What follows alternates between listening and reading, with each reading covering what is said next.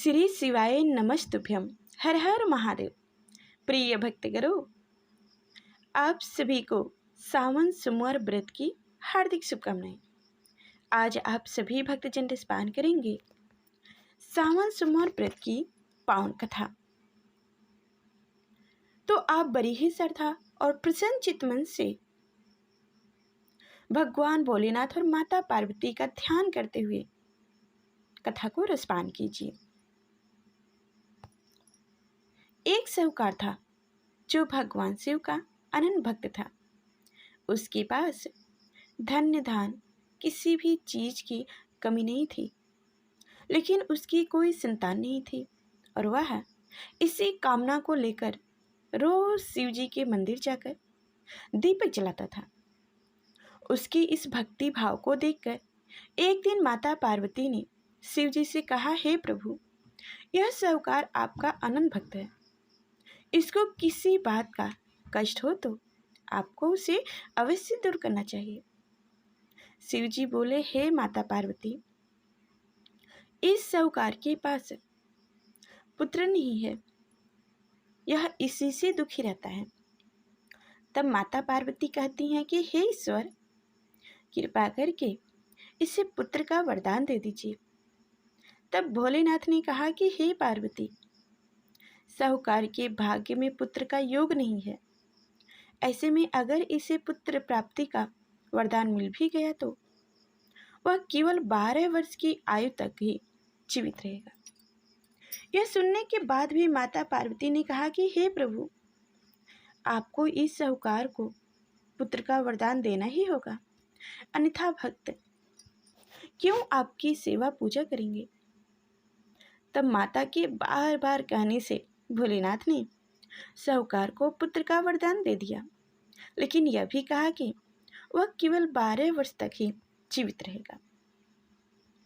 यह सारी बातें किसी भी तरह साहूकार यह सारी बातें सुन रहा था, इसलिए उसे ना तो खुशी हुई ना ही दुख हुआ।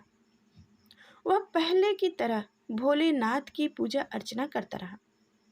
उधर सेठानी गर्भवती हुई और 9 महीने उसे सुंदर से बालक की प्राप्ति हुई।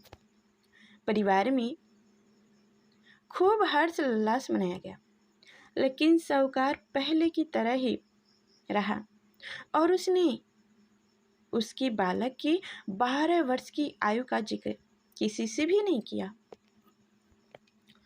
जब बालक 11 वर्ष की आयु को हो गया तो एक दिन साहूकार की सेठानी ने बालक के विवाह के लिए कहा।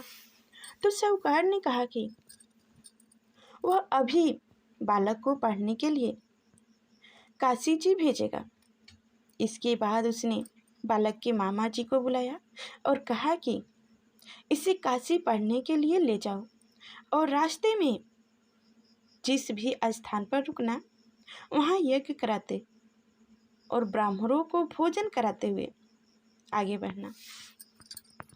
उन्होंने भी इसी तरह करते हुए जा रहे थे कि रास्ते में एक राजकुमारी का विवाह था, जिससे उसका विवाह होने वाला था। वह एक आंख से काना था। तो उसके पिता ने जब अति सुंदर साहूकार के बेटे को देखा तो उनके मन में आया कि क्यों ना इसे ही घोड़े पर बैठाकर शादी के सारे कार्य संपन्न करा लिया जाए। तो उन्होंने मामा से बात की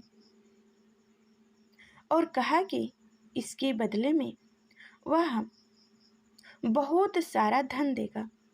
तो वह भी राजी हो गई।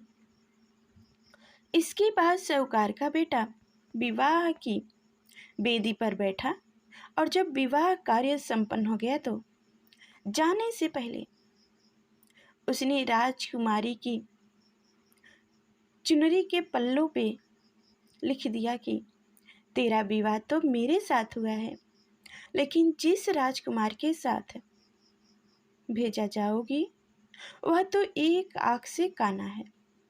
उसके बाद वह अपने मामा के साथ काशी के लिए चला गया। उधर जब राजकुमारी ने अपनी चुनरी पर यह लिखा हुआ पाया तो उसने राजकुमार के साथ जाने से मना कर दिया।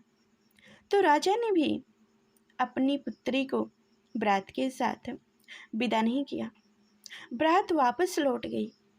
उधर मामा और भांजे काशी पहुंच गए थे।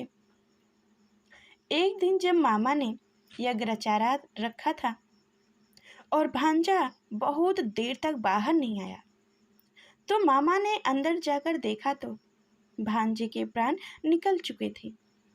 वह बहुत परेशान हुआ, लेकिन सोचा कि अभी रोना पीटना मचाया तो ब्राह्मण चले जाएंगे और यज्ञ का कार्य अधूरा रह जाएगा। जब यज्ञ संपन्न हुआ तो मामा ने रोना पीटना शुरू किया। उसी समय शिव पार्वती उधर से जा रहे थे। तो माता पार्वती ने शिव जी से पूछा, हे प्रभु, ये कौन रो रहा है?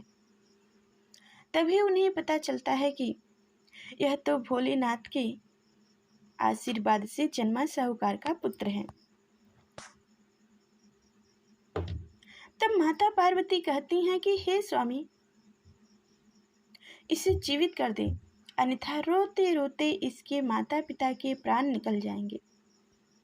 तब भोलेनाथ ने कहा कि हे पार्वती, इसकी आयु इतनी ही थी सो वह भोग चुका है।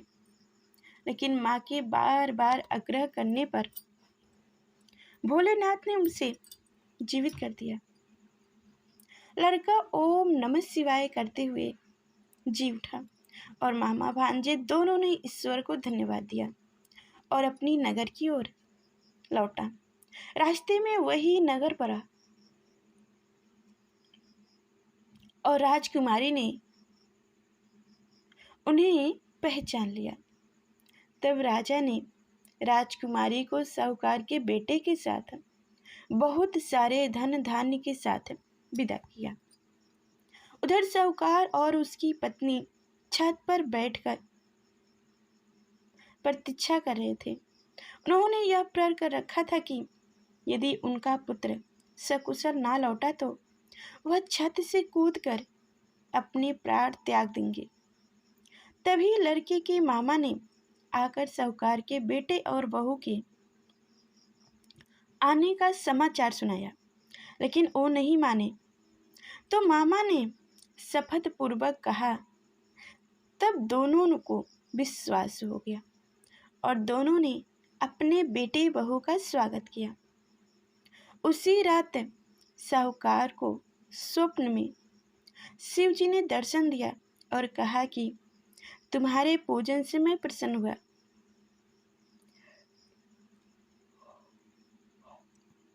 इसी प्रकार जो भी व्यक्ति इस कथा को पढ़ते या सुनते हैं, उनके समस्त सुख पाते हैं और समस्त दुख दूर हो जाते हैं और मनवांछित सभी मनोकामनाओं की पूर्ति होती है। तो प्रेम से बोलिए गौरी पुत्र गणेश भगवान की जय हो, शिव शंकर माता पार्वती की जय हो। तो उम्मीद करती हूँ कि आज की हमारी कथाएं आप सभी को अच्छी लगी होगी। तो लाइक कर चैनल को सब्सक्राइब करें। फिर मिलते अगले नेक्स्ट वीडियो में। तब तक के लिए धन्यवाद।